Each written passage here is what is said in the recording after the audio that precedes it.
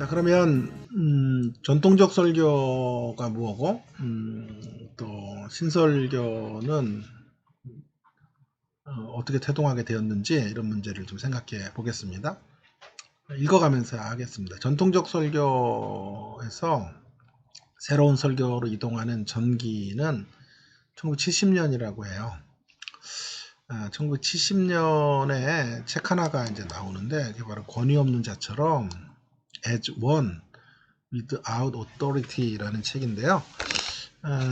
거기 권위 없는 한 사람처럼이란 뜻이에요. 근데 이 원이 누구냐 하면 누굴까요? 설교자인 거죠. 그러니까 설교자가 권위 없는 한 사람처럼 설교해야 된다라고 하는 거죠. 굉장히 파격적인 질문이에요. 크레독이라는 사람이 쓴 책이죠. 참고로 저는 이 크레독을 이제 학위 논문으로 쓴 사람인데, 어떤 이들은 이 책을 설교학 마당에 투하된 폭탄이다. 원자 폭탄과 같다. 패러다임 시프트가 이루어져요. 이 책과 함께 그동안 전통적 설교 뱃머리들이 새로운 설교로 이제 전환되어지는 계기가 마련된 거죠. 이 패러다임의 전환의 핵심은 계몽주의 정신의 영향 아래 천편일률적으로 연역적이고 명제적인 설교들이 주류를 이루었었는데요. 이제 그런 설교가 바뀌어지기 시작하는 거예요. 성경 장르와 변화하는 시대를 고려하는 장르, 특별히 장르에 대한 이해, 시대를 향한 이해가 고려가 되어지면서요. 예를 들어서 전통적 설교는 주로 설교를 어떤 장르에 기대냐 하면 서신서 같은 형태의 설교를 이제 주로 하죠. 근데 성경의 주된 장르는 여러분 아시는 것처럼 뭡니까? 내러티브 본문이에요. 이야기 본문인데 이런 본문은 이제 서신서를 다루면 안 되거든요. 왜냐하면 이야기의 플롯 라인 같은 것들을 존중하면서 걸어가야 되고, 시편 같은 거는 또 시인의 이미지랄까, 또 은유적 언어들 이런 것들을 중요하게 여겨야 되는 거죠. 그런 게 훨씬 더 광범위한 건데 우리는 그런 식의 설교를, 그런 장르들을 고려하는 설교를 하지 않았죠. 그래서 이걸 반성하게 되면서 또 시대가 이렇게 연역적이고 선포적인 설교들을 잘 거부하는 시대가 되면서 이제 새로운 설교가 이루어져야 된다고 본 거죠. 균합적이고 이야기치의 설교의 필요성을 역설하게 된 거죠. 무엇을 전할 것인가 해서 이제 중요하게 여겨지는 것을 어떻게 전할 것인가, 네? 어떻게 전할 것인가를 심각하게 고민하게 되었어요. 그래서 이제 이런 일단의 사람들이 이제 그룹을 형성하게 됩니다. 그런 사람들을 이제 새로운 설교학 운동, 신설교학이다 이렇게 말하게 되는 것이죠. 현대는 문자 이후의 시대에서 영상 매체가 있는 문화를 대치하여 보는 문화로 걷잡을 수 없이 현재는 문자 이후의 시대죠. 그래서 보는 문화로 이제 질주해 가고 있어요. 그래서 더 이상 이전의 설교적 어떤 아이디어나 개념을 주로 설명하는 이제 읽는 문화의 틀에 근거한 설교가 흥미를 잃게 만든다는 거예요. 새로운 설교학이 등장하면서 이런 고민들을 이제 새롭게 하게 된 거죠. 그래서 지루함을 깨는 설교, 이게 중요합니다. 지루함을 어떻게 깰 것인가, 지루함을 깨뜨리는 그런 설교를 향해서 가야 된다. 지루함을 깨뜨린다. 그래서 크레독은 목회자가 저지르는 가장 무서운 죄는 설교를 지루하게 하는 것이다. 우리 모두 이렇게 죄인이에요. 그래서 지루함을 깨기 위해서는 설교를 귀에 들려지도록 해야죠. 들려지는 설교. 그런 설교를 위한 방향들을 모색해야 된다. 그러기 위해서는 새로운 형식과 상상적인 언어 사용을 통해 보여주는 설교를 해야 된다라고 주장을 이제 하게 된 것입니다. 결국 전통적인 설교학이 본문이 말하고자 하는 바를 성경에서 찾아내서 확신에 찬 어조로 전하는 것에 집중했다면, 새로운 설교학은 현대의 청중을 사로잡는 전달 기술, 어떤 의미에서 전달 기술의 혁명이죠. 새로운 전달 기술을 통해 설교해야 될 것을 촉구하고 있어요. 이제 우리가 본격적으로 살펴야 할 점은 이미 위에서 지적한 것처럼 서로를 향한 비판적 자세에도 불구하고 이 두 설교학이 갖는 이런 문제점들이 신학적 독특성을 상실하는 데 있었다라는 것을 좀 논의를 좀 해볼 필요가 있습니다. 먼저 설교자 중심의 2-2에서 권위주의적 모델로서 전통적 설교의 문제점들을 좀 생각해 보겠습니다. 본문의 대안적인 음성을 통한 회중과의 접촉종을 상실했다. 자, 전통적 설교는 이런 설교를 선호하는 이들은 설교가 무엇이냐고 물으면 본문을 말하는 것이다 라고 서슴없이 대답해요. 때를 얻든지 못 얻든지 말씀만 전하면 된다라고 생각을 합니다. 설교의 수위성에 대해서 굉장히 중요하게 여긴 것이죠. 그래서 한국교회 전통이 바로 이런 설교학이다라고 할 수 있겠어요. 참 귀한 것입니다. 그러나 우리가 이 시점에서 물어야 될 질문은, 성경만을 전하려고 했던 전통적 설교 방식이 성경을 과연 효과적으로 드러내는 일에 어느 정도 기여했을까 하는 것이죠. 전통적인 설교는 과연 성경 저자가 말하고자 하는 신학적인 메시지를 통하여 청중들을 하나님 앞에 세우는 기능을 완수했을까? 여러분, 머리에서 가슴으로의 이동이 세상에서 가장 긴 여행이라는 말처럼 어떤 이론을 주장하는 것과 그 이론이 실제화되는 것은 그랜드 캐년의 협곡만큼이나 간극이 있어요. 현재 많은 학자들이 전통적 설교와 갖는 심각성을 지적해요. 전통적 설교에 대한 학자들의 비판의 핵심적 논지는 놀랍게도 건전한 주의 상실에 있다. 참 희한하죠? 성경을 그렇게 중요하게 여기면서도 궁극적으로 전통적 설교의 문제점으로 지적되는 가장 중요한 문제는 주의를 상실한 것이다. 본문만을 말해라. 성경을 성경으로 해석해라. 성경을 문법적으로 신학적으로 해석하라. 구속사적으로 성경을 풀어라. 이러한 모토 아래 전개된 전통적 설교학이 갖는 문제가, 여러분, 주의를 상실한 설교라는 지적을 듣게 되는 것이죠. 그래서 전통적 설교의 아이러니라고 할 수 있어요. 그렇다면 전통적 설교학이 드러내고 있는 이 괴리, 이론과 실제의 괴리는 어디서 생긴 걸까요? 왜 이론적으로는 신학적인 음성들을 듣기에 몰입하면서도 실제로는 본문의 음성을 왜곡하는 오류를 범하게 되었을까요? 이유가 있는데요. 저는 그 이유를 전통적 설교가 지나친 설교자 중심적인 설교로 갔다 데 있다고 생각해요. 자, 중요한 말입니다. 설교자 중심성. 본문이 제일 위에 있어야 되는데 설교자가 사실 제일 위에 있는 모델이에요. 그래서 설교자가 있고, 설교자가 제일 위에 설교자가 있고, 그 밑에 말씀이 있는 형태. 그리고 그 밑에 누가 있어요? 청중이, 오디언스인 청중이 있는 형태로 설교가 진행이 된 거예요. 실제로 본문을 강조하는 것 같지만 설교자의 자기 의도가 강한 설교, 이런 설교를 권위주의적 모델이다. 여기서 설교자의 이미지는 일방적으로 말씀을 전하는 전령자의 모습이, 어명이요라고 말하는 그런 모습. 들을 수 있는 사람이 어떤 준비를 하느냐 이런 건 별로 관심이 없어요. 절대적인 진리를 명제화시켜서 권위적으로 전달하면 된다고 생각을 한 것이죠. 이런 권위적인 모델이 여태까지 먹혔는데요. 새로운 시대가 들어오면서 이런 설교에 대한 문제 제기들이 계속 이루어지고 있는 것이죠. 그리고 이제 그런 신학적인 어떤 깊이가 없는 설교자들이 풍유적인 설교들을 이제 하게 되고,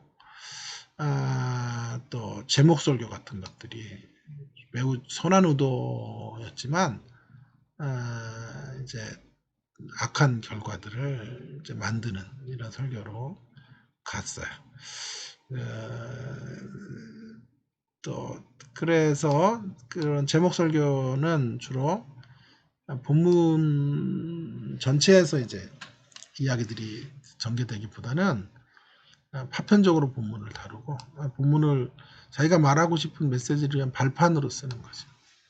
그러다 보니까 본문 저자의 의도나 모든 대지가 본문으로부터 자연스럽게 도출하지 않는 이런 설교들로 가게 된 거죠. 설교가 본문의 하나님의 뜻을 찾기보다는 그저 세 토막하고 네 토막으로 나누어지는 설교자의 자기 의도성을 따라서 전하고 싶은 것들을 전하는 거예요. 거기에다 이제 중요한 건 목회적 야망이 결합이 돼요. 그래서 설교가 목회적 야망을 위한 발판으로 쓰여지게 된 것이죠.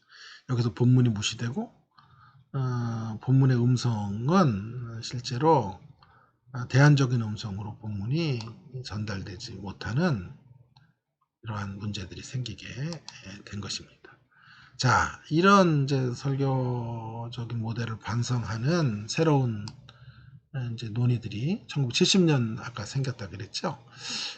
탈권위적인 모델이에요. 그래서 as one without authority, 권위 없는 자처럼 설교, 이런 권위, 권력적인 형태로 이제 전달되는 설교에 대한 반작용으로 나오는 설교, 새로운 설교학의 문제점. 역시 그들은 대안적인 메시지, 본문의 대안적인 메시지를 경험의 영역으로 축소시켜 버렸어요.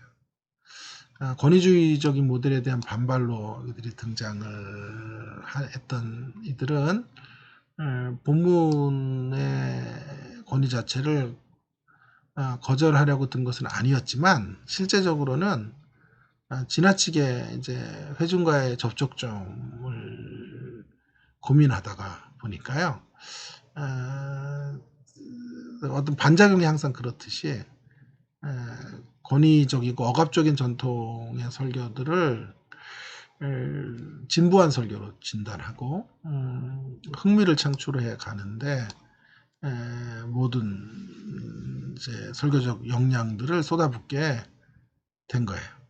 그래서 그들은 보여주는 설교를 하자라는 이제 미명 아래 궁극적으로 그들은 청중의 입맛에 맞는 설교를 향해서 갈 수밖에 없는 한계들을 갖게 된 것이죠. 그리고 그들에게 있어서 이제 설교는 더 이상 그런 하나님의 전령이나 어떤 하나님의 대사로서 설교자가 아니고요. 이야기꾼, 스토리텔러의 모습으로 등장하게 된 것이죠. 전통적인 설교가 신적인 측면을 강조하는, 그러니까 말씀이 육신이 된다고 할 때 이제 말씀의 측면들을 강조했다면 이제 급격히 새로운 설교학에서는 인간적인 측면을 강조하는 설교로 바뀌게 된 거죠. 이들의 견해에 의하면 설교자의 회중과의 수평적 쌍방향성의 중요성을 인정하고 그 긍정적인 면들을 이제 굉장히 소중하게 다루었어요.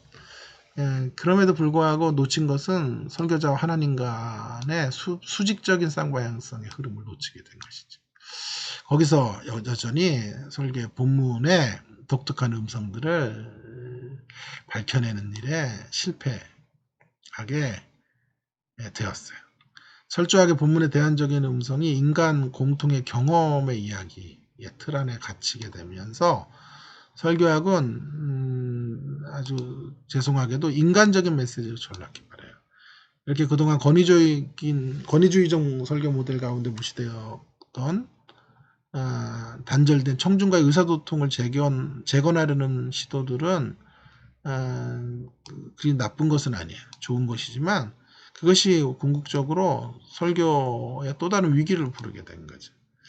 이것을 이제 많은 학자들은 존재론적인 위기, 설교가 갖고 있는 원래 본연의 기능 자체가 이제 없어져 버리게 되는 설교 존재론적 자체의 위기를 양산하게 된 것입니다.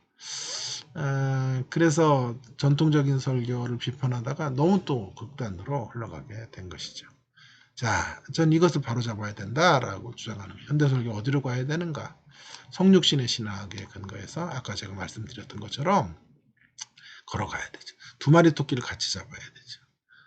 말씀에 같이 말씀이 또 육신이 되어 우리 가운데 임하는 이런 측면들을 모두 갖는 가장 중요한 신학적 개념은 성육신의 개념이다라고 말할 수 있겠습니다. 그래서 1장 14절을 중심으로 기본적으로 성육신은 예수 그리스도의 말씀이 육신이 되어 우리 가운데 찾아오는 사건이죠. 이 성육신의 신비 가운데서 신적인 요소와 인간적인 요소가 함께 만나게 되고 초월과 내재가 결합이 되고 하늘의 이야기가 하늘의 이야기로만 남지 않고 땅의 이야기가 땅의 이야기로만 남아있지 않아요. 그러면 아무런 역사도 이루어지지 않죠. 하늘의 이야기가 땅의 이야기가 되고 영원한 진리가 죄 많은 세상 속으로 침투해 들어오게 될 때 구원의 장이 열리게 되는 거죠. 두세 개 가운데 하나만을 주장하는 일방적인 설교 사역은 반쪽짜리 설교에 지나지 않게 되는 것이죠. 그래서 이 두세 개를 연결하는 설교를 이루어야 된다라고 하는 것입니다. 그것을 위해서 한 가지 제안하고 싶은 것은 주회를 하는 게 아니에요. 적용된 주회. 그러니까 주회라고 하는 것은 하나님의 뜻을 전하는 거라면 그 앞에 적용이 있는 주회, 적용적 주회를 해가는 것 같은 것들이 대표적인 한 방향이 될 수 있을 것입니다. 예를 하나 들고 이제 맞추면, 예를 들어서 이런 성육신적인 시각으로 이제 늘 본문을 보게 되면 어떻게 되나요? 하나님에게 편중된 설교로도 가지 않고 인간에게 편중된 설교로도 가지 않게 되죠. 예를 들어 서문화 교회를 이제 계시록 가운데 설교를 한다고 쳐보세요. 서문화 교회는 환란과 궁핍이 있었던 교회예요. 환란과 궁핍 속에서도 주로 일반적으로 많이 가는 것은 서문화 교회가 믿음이 좋았던 성도들 칭찬만 들었죠. 그래서 서문화 교회를 두둔하는 칭찬하는 설교로 흘러가죠. 그렇지 않으면 서문화 교회보다 하나님이 대단하신 분이다. 뭐 이런 식으로 또 가든지 이 둘 중에 하나를 선택하는데 둘 다 반쪽짜리죠. 그래서 환란과 궁핍에도 불구하고 서문화 교회가 승리했다. 서문화 교회처럼 승리하자. 이렇게 가면 반쪽짜리 진리를 설교하고 있는 것이에요. 이 두 가지가 결합된 이제 성육신적 설교로 간다면 거기 안에 전치사 하나가 바뀌어야 돼요. 환란과 궁핍에도 불구하고가 아니라 환란과 궁핍 때문에 서문화 교회는 서문화 교회 될 수 있습니다라고 하는.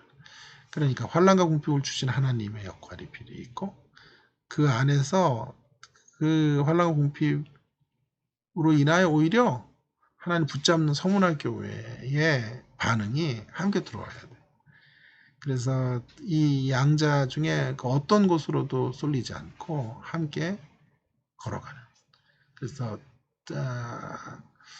하나님만을 이야기하는 인간이 없는 설교도 안 되고 인간만을 이야기하는 하나님 없는 설교도 안 되겠어요. 이 두 가지가 함께 조화를 이루는 설교, 그런 설교를 이루어 가야 하겠다. 그것이 성육신적인 설교다.